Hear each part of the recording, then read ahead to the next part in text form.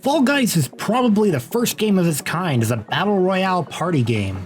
There are numerous things to compare it to, popular ones being Takeshi's Castle, Wipeout, Mario Party, but what it uniquely reminded me of are like these mini-game levels on Roblox that I used to love playing when I was 12. I haven't played the game for over a decade, so I have no idea if they're still a thing or not. After I moved away from Roblox, I never found another video game that scratched that itch of the same low-stakes minigame-focused online multiplayer. Fall Guys is the closest I have ever gotten to that, and it awakened memories in me that I thought long forgotten, while offering its own charm that I haven't seen anywhere else before. If you can't tell, I really like the game. The game is fun.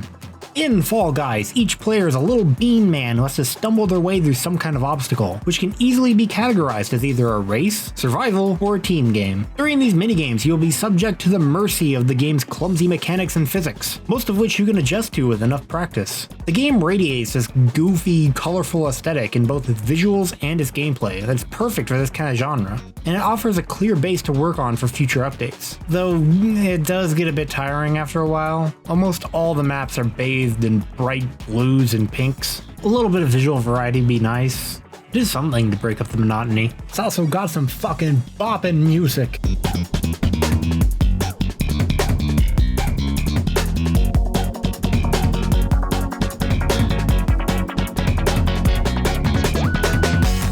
Also working for this feel-good tone is the fact that the game basically has no means of communication with opposing players, something which in most games would be a downside, but here it keeps the game pretty family-friendly, as the only voice you'll be hearing are the screams that come from your little bean man as he falls to his death.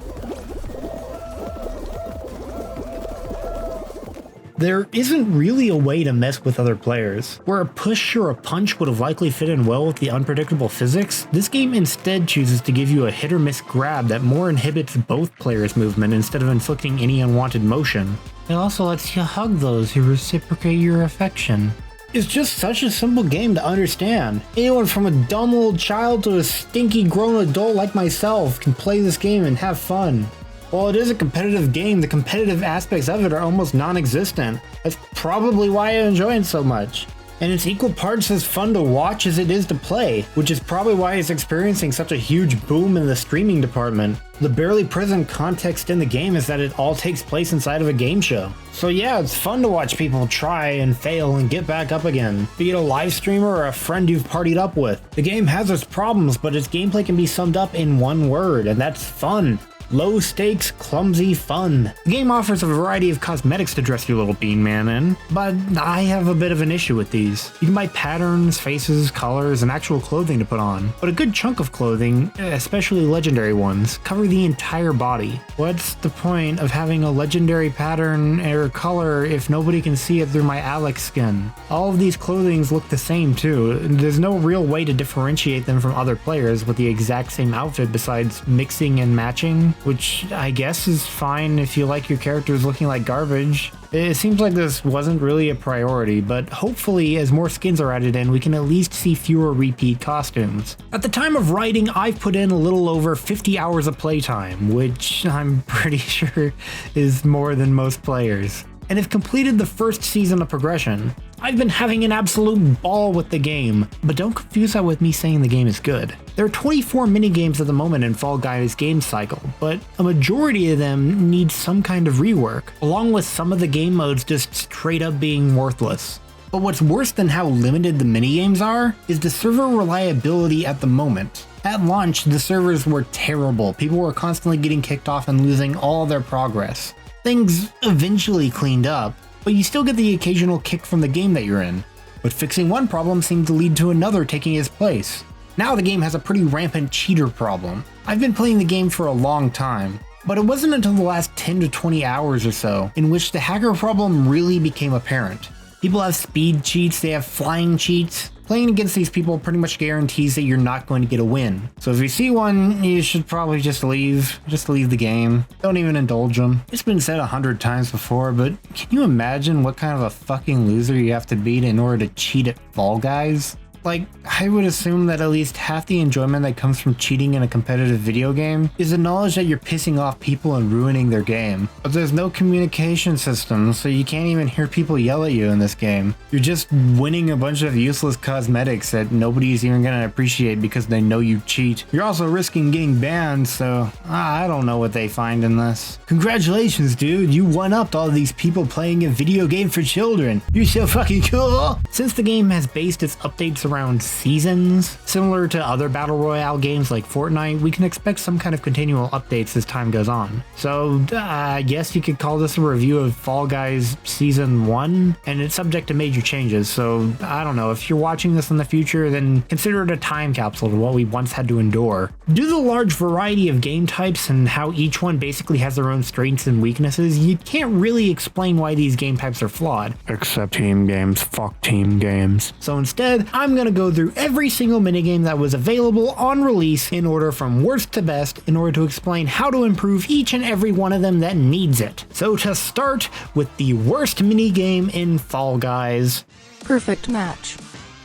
This is a memory game test, but unlike most memory game tests, you can just cheat off other players. Every so often you'll see the amazing feat of being able to bait players into waiting on the wrong tile, but due to how much risk it puts on the player themselves, it's rare for anyone to even attempt this. So now players can just follow the crowd without even paying attention to the actual tiles. Meaning basically nobody is eliminated and this entire round is just a waste of everybody's time. At least team games are only a waste of half the player's time. Surprisingly though, despite this being the last on my list, it has what is probably the easiest fix. Just make the countdown faster, and don't stop until a certain number of players have been eliminated. Easy as that to finally get some results. Royal Fumble. This is the first of 3 final minigames in Fall Guys on this list, meaning that the minigame is only played on the last round. The game prominently uses these tail grabbing mechanics that are in 2 other minigames as well, and it's a very finicky move. You have to specifically grab the tail in order to put it on yourself, but because of the latency, nearly every minigame that uses it ends up having you being blindsided by players 3 feet away from you, or misgrabbing someone you were right on top of. The move also just assumes who you're trying to take a hold of and where, so despite being beside somebody, you might just grab their side instead of the tail. Or more likely is that you grab somebody else, which is very likely in this minigame since unlike other game modes, there is only one tail and up to a dozen other players also trying to grab it. So you might think that the way to fix this game is to lower the player count, but then the map gets too spread out. There often aren't enough players to cover the entire grounds and cut off the person with the tail. What this results in is like a clusterfuck of people just constantly grabbing the tail off of each other until one just happens to get away, and whoever has it within the last 5 seconds usually wins. I think the way to fix this minigame is to choose the winner based on how long they actually manage to hold onto the tail, while making sure there is a minimum player count of at least 7. Also, this applies to pretty much every single final minigame, but add a second and third place prize, even if they're just extra of the lesser in-game currency, because it is absolutely brutal when you have to face off against 15 other players just to have one winner. These lower placement awards are present in every other minigame, why not here? Why not in the final ones? Jinxed. It's basically a game of team zombie tag. One person on each team is infected, first team to fully infect the other team wins. This is also the first team game, so let's talk about why team games suck. You have little to no determining factor in whether or not you actually win. It is a team effort, but that team is randomly determined, so your chances of winning are also randomly determined. Pair that up with the randomness of the physics of the functionality of the game mode, and that means that team games are impossible to really determine a winning strategy for. They're just random dice rolls that choose whether or not you win. Except now it takes 2 to 3 minutes to actually see the results of that dice roll. This applies to every single team game, and it's the main reason why people absolutely despise them. Team games can also be uneven, or just heavily one-sided. Once you're in a losing position, it's almost impossible to pull out of it. And if you get steamrolled early, there's nothing you can do except wait for that timer to end so you can at least get a bit of points for the games you did win before. So what makes Jinxed the worst? Well, if every team game's winner is random, then your chance of winning is determined by how many teams there are. Most team games have 3, but Jinxed only has 2. Playing Jinxed means that you have a 50-50 chance to even progress at no fault of your own. It is also a game that relies on the grabbing mechanic, and while you don't need as much precision as the tail games, there will be a lot of moments where you miss a target you shouldn't have missed and getting hit by players that you thought were out of your range. I don't think there's much you can do to save this game mode. Maybe at least throw in another team so the odds aren't so skewed, but for team games as a whole, they should really just be sent to a different mode completely, separate from the solo games. It seems like everybody says they hate team games, so I have no idea how they made it past the beta. Egg scramble. A team game where your team has to collect the most eggs in their basket before time runs out. After all the eggs are empty from the center of the map, it turns more into a attack-defense kind of game as you try to empty out other people's baskets while making sure that yours remains full. More often than not though, this just results in one team being bullied by the winning teams because they can afford to focus entirely on defense while picking off what the losers have left. In order to move on, you don't have to win, you just have to not lose. So steal all the losers' shit. Endorse poverty. Separate economic classes. To make this work, I think that eggs should be distributed as the game goes on, so that teams have to add gathering to the list of things they have to split up for. It might not fix everything, but as a team game, this one was already kinda screwed anyway. Rock and roll. You and your team have to roll a ball to the end of the level before the other teams. It has the same problem as other team games, but what makes this one rough is at the end of the track, all of the teams meet up. At this point, you're either so ahead of the curve you don't have to worry about anything, or you end up having to push against other players as they roll your ball back. If the teams know what they're doing, then this can go on forever, because balls can straight up be stuck in corners. It is a lot of slow wiggling back and forth until somebody finally manages to get through. That or your team sucks and you get left in the dust. Lose whatever way you go. Here's a tip. Don't fucking abandon your team whenever you're pushing the ball. One mean man isn't going to be able to stop an entire team of pushing the ball the opposite direction. Where are you going, bird? We need you! What drives me crazy though is that this could be a whole lot better if the end area just wasn't included. Make this a long series of obstacles and nothing else, and it would be easily the best team game. Instead, it gets the possibility of being the most drawn out. Oopsy Daisy. Another team game, what a shock. 3 teams, gotta jump through more rings than anyone else. This one's bad because of the randomness of the rings appearing and the poor latency again. Sometimes a team will spawn next to all the immediate rings. Sometimes you'll be patrolling an area just a second too late before somebody else grabs the rings because it spawned closer to them. Sometimes you'll go through a ring first on your screen, but because of the latency, another player who happened to go through the ring at the same time wins it instead. It's a messy game mode that is dependent on being lucky enough to have rings spawn near you and your team. I honestly have no idea how to fix this game, but at least the odds are in your favor since only one of the 3 teams gets eliminated. Tail tag. It's Royal Fumble, except instead of just having one winner, 50% of the players will win. Pretty good odds in your favor in comparison, and keeping your tail away from others does require some level of skill. But the tail grabbing mechanic just doesn't feel right, and it makes this game sometimes feel like it just doesn't work properly. Just get the tail grabbing feeling good and the game will be fine. That's the only problem with it. Hoarders. Back to team games. This one has you trying to get the most giant balls in your team's zone before the time runs out. This is actually one of the more fair team games as it feels like you can actually contribute to attacking or defending. The balls here are so light that even one person can send it flying with a single jump. Unfortunately, that also means that once things get chaotic, there's really no telling where the ball will go. And so now you're back at random chance. Honestly, I think this is as fair as team games are gonna get, but because there are so many factors, there's not much you can do. Team tail tag. It's tail tag again, except it's a team. Brilliant observation, I know. What makes this team game not as bad as its solo counterpart? Well, odds. The game has 4 teams this time, so that means you only have a 25% chance to lose, less than the 50% chance in solo tail tag, and what little skill you contribute to your team as a whole could totally contribute to your team winning. Simple enough. Fall Mountain. The second of the 3 final mini-games. A race to the crown, there's some falling balls and some spinning hammers. This map has the unfortunate condition of being split half skill, half luck. The rolling balls fall so fast that you can't really adapt to them, especially not from a certain point. And if you get sent back, then you can pretty much expect to stay back there. After the ball section, the hammers are so pathetically easy that only novice players will lose their position.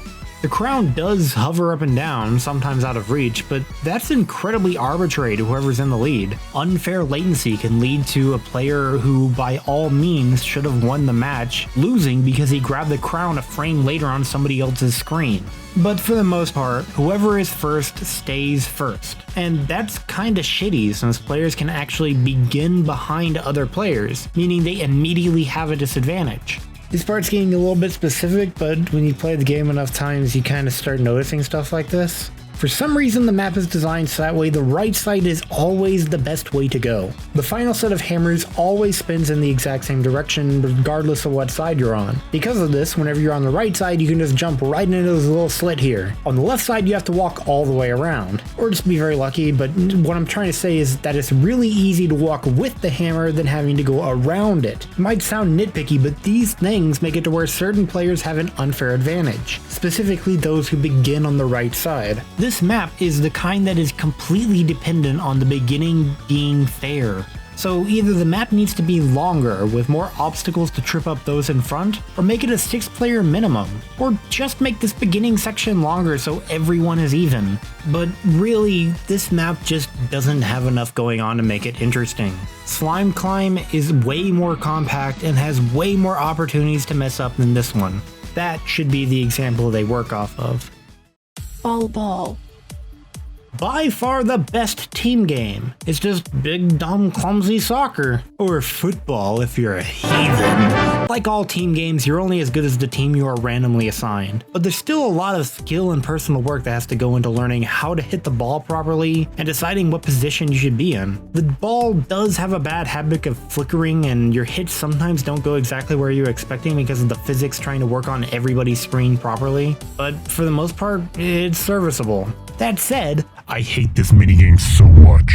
It has an extremely flexible player count, allowing for anywhere between 20 to 8 players. So it happens a lot, and it's a very long minigame at 2.5 minutes so each team has a chance to recover. This team can be uneven, and that's even more important in this game specifically because you need every player you can get. Every so often I get a solid game where we're even and we both have to work hard for our win, but mostly it just ends in one team getting completely steamrolled, and nobody likes being on the receiving end of that. Allow the game to end early. Like, make it to where first to 5 points wins. That way I don't have to just sit here and wait for the game to end whenever we're at 12-1. Fuck this minigame. I'm sick of playing it. Doordash. The first of the racing minigames that isn't a final one, which I think just shows how solid most of them actually are. This game has a whole lot of players trying to go through a bunch of doorways. Some real, some fake, some real fake doors. Fill a whole room up with them. See, watch, check this out. Won't open, won't open. Not this one, not this one. None of them open. The game mode is interesting because it offers high risk reward progress for the players in front, making it a bit more of a safe bet to just hang back and let somebody else try the door first. It isn't anything special, and the crazy amount of random bouncing when trying to get through a doorway with a bunch of other people can be very unpredictable. What really puts this game mode back though is just how boring it is. Every other race has multiple obstacles to encounter, but here is just fake doors. It gets old very, very fast. Mix these levels up with something, anything else. Block party. A random assortment of blocks spawn and try to push you off. This one seems like it would be a very good idea, but unfortunately due to how slow the blocks actually move, you rarely get in any trouble. At least not until the final segment that squeezes all the players together. How to make it better? Just make it slightly faster with some more variation. I have no idea why this is even an option. Who is gonna get killed by this? There are so many gaps. This is the waste of everybody's time. Just get rid of this. This should not happen anymore. Oh, and this looks like it's unintentional, like maybe they didn't realize that people could get up here, but please keep it in. It requires so much luck to get up there, so anybody who actually manages to pull it off deserves it. Jump Club. Jump Club is a survival game where you have to jump over a spinning pole that just keeps getting faster and faster. Personally, I think this game begins way too easy. I mean, look what I'm doing. It's completely mindless. This is nothing. Why does it begin at this speed? But it's still a perfectly fine minigame. Survival minigames seem like the easiest to actually nail down, which honestly makes it so surprising to me that there aren't more of them. Nothing feels like a more earned victory than just being alive longer than other people. But all of these survival minigames suffer from the problem of it being too dumbed down to be any sort of challenge. Jump Club is one of the examples that proves that there is a middle ground that is achievable. It just needs a few tweaks to become really exceptional. Fruit shoot. Fruit is randomly shot at you. Try to avoid it.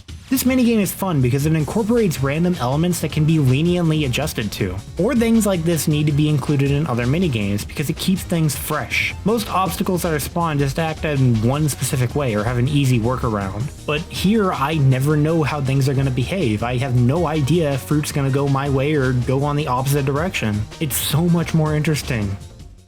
Seesaw.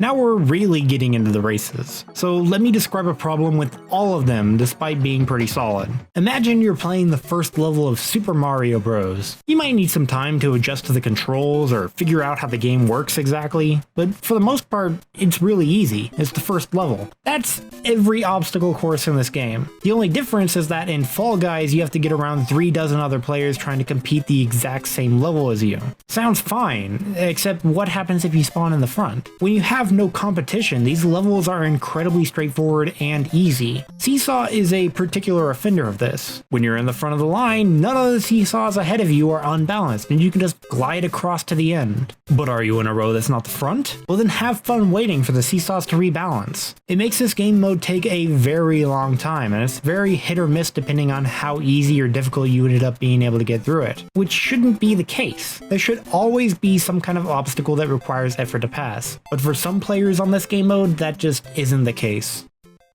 Tiptoe. Tiptoe has a dozen or so players trying to find the real path in a bunch of fake tiles. At first, this game mode can seem unfair as it punishes the player who actually attempts to move forward, and sometimes it is. There's a lot of bouncing going around, and I swear these people are hitting me a lot harder than they should be. But what you might not have realized is that the fake tiles shake every so often, giving them away. This game mode also has a bunch of little tricks, like understanding reoccurring patterns, or knowing that the final few tiles always connect 3 away from the exit. This way nobody can make the final jump early. Knowing this, you can slowly piece your way towards the end, and maybe even take the first move. Gate crash.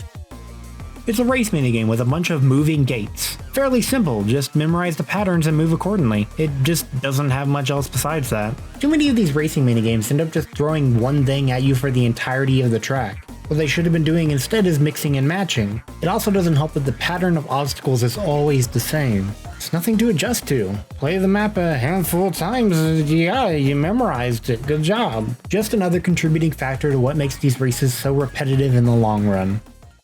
Hit parade. One of the more varied maps, but despite that, not all of the obstacles really put up that much of a fight. Let me lead you through it. First are balance beams, but even if you fall, you'll be able to progress and likely won't be very far behind. Second are these spinny things, but everybody always goes through the same side and through the same bottleneck, so there's no challenge. Then you get to the swinging balls, the first actual threat. And then lastly is this slippery floor with moving obstacles, except you can avoid all of them by just hugging the wall. It is a varied map, but it's a painfully easy one. These kinds of basic obstacle course races are fine, but since they're going to be the ones you play the most often at the beginning of every single match, they really need something to keep them interesting on repeat plays, and I don't think that most of them do. Rollout. Are you surprised to see this one so high? I used to think it was pretty boring too. A series of rounded floors constantly spin and you just have to not fall off. If you know the layout, you'll realize that there are some really long stretches that line up very nicely next to each other, so there's basically no chance of falling. So what makes this one so good? It sounds boring. Well, I learned that this is one of the few maps where you can actually knock people off. If you grab someone and push them in the opposite direction of the spin while next to a hole, you can easily send somebody to their doom. Once I learned that, I stopped just surviving on this map and began eliminating players myself. Easily one of my favorite maps now. Jump showdown.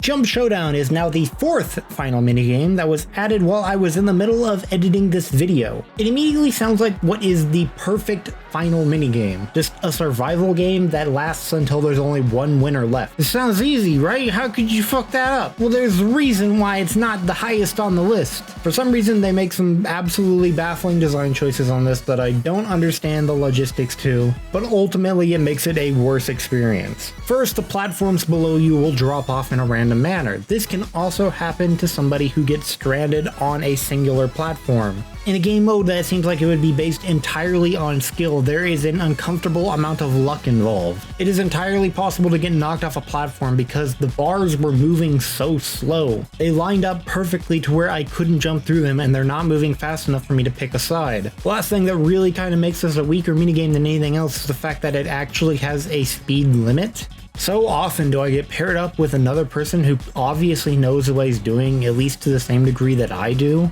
And we just end up sitting here endlessly as we jump over the same platform over and over and over until somebody makes a mistake. What should have happened instead is that it endlessly keeps getting faster and faster until eventually somebody gets knocked off. Yes, this means that at some point the speed of the bar would become so fast that nobody could actually predict it, but we would never get that far. Eventually somebody would make a mistake because it would be too fast. And that's what we should be counting on, how well people can adapt to an extreme challenge. Don't get me wrong, it's a fun minigame. I'd rather play this than Royal fucking Fumble, but they just stopped shy of making this an exceptional minigame. Dizzy Heights. This race map mainly consists of spinning platforms. The trick is to use the platform to your advantage and speed up, which means that failing to pass a platform actually results in a slower path. There's a middle section with balls that roll down a straight path, but getting hit by them barely decreases your speed at all, so And then the final section has randomly dropping balls, and while it ain't no fruit shoot, it's still very welcome. Just a very solid race map. The Whirlygig. Probably the quintessential Fall Guys map. It's not super challenging, but it's challenging enough, while also offering some high-risk paths for those who choose to risk their placement. Here's your patented WitchTaunter tip of the minigame ranking. When you approach the windmill, go to the far left and then do a dive at the exact moment where your body will align parallel with the floor. You're looking to be perfectly aligned with the ramp. If you pull it off, you'll slide right into this little bit where the fan doesn't reach you.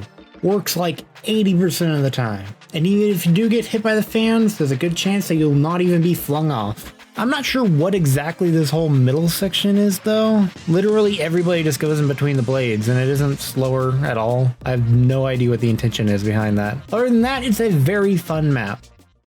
Slime Climb. Slime, anyone? What I think is the best race map by far. Deeply compact and filled with obstacles that even if you were alone would require thought and effort to avoid. There are also a bunch of small time-saving shortcuts for you to learn on repeat plays. This is also the only race map where falling off or taking too long will result on full-on elimination. No respawn. There's also a handful of opportune places in which you can sabotage other players. A lot of people call this map too hard, but in response to that, I just have to say, get good. It's one of the few maps that actually requires skill to progress and often cuts the player count down dramatically. I'm not gonna have somebody take this away from me. I say we need more maps like this. And number 1, Hexagon.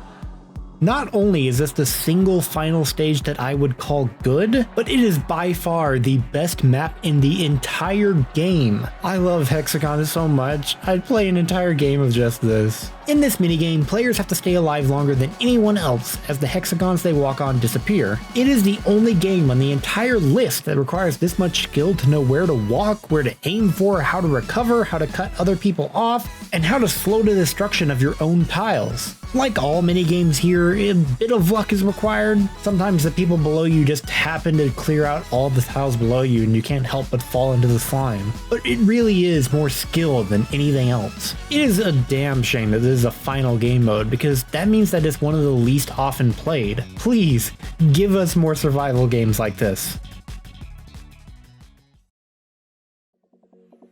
So that just about covers everything on offer for the game. I have a few more small nitpicky grievances that I would hope to be easily fixed, so let me rattle them off real quick. Please make the PC version have a borderless mode. I hate having to constantly alt-tab during loading screens as it takes a hold of my mouse. The camera often gets caught on small ledges and completely throws me off and blinds me. The ability to browse the shop or my cosmetics while waiting for a game would be nice. My pants don't meet my shirt and I constantly see this little bit of my belly and I hate it. Please make it to where when you're in a group you automatically start spectating your teammate. There have been a handful of times where I got eliminated and then forgot to leave the game immediately after. If you forget, you get stuck at a loading screen and you can't leave until all the players that are still in the game actually get control.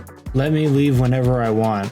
Now, if you were paying attention to my rankings of the minigames, you might have noticed that things really didn't get all that positive until the final 10 or so games. Overall, this review seems fairly negative, so why am I still recommending it? Because I genuinely had a blast while playing it. This is one of the few multiplayers that I actually enjoyed playing, and I want to see it thrive. At the moment, it can be lacking a bit of content. Most of the minigames are rough, there's a bit of a cheater problem, and the servers like to randomly disconnect you. But these are all things that I hope will be cleared up in the future. And like all multiplayer games, it needs a steady player base in order to stay relevant. If you can dump $20 onto them and think you can handle the repetitiveness of the minigames, then please do. You might even enjoy the game as much as I did and be willing to sink 50 hours into it. If not, then just wait a while. Come back to it when it has a few more updates to clean things up and add more games. If they manage to keep this game alive, as well as fill it with content, then I genuinely believe that this could become one of my favorites.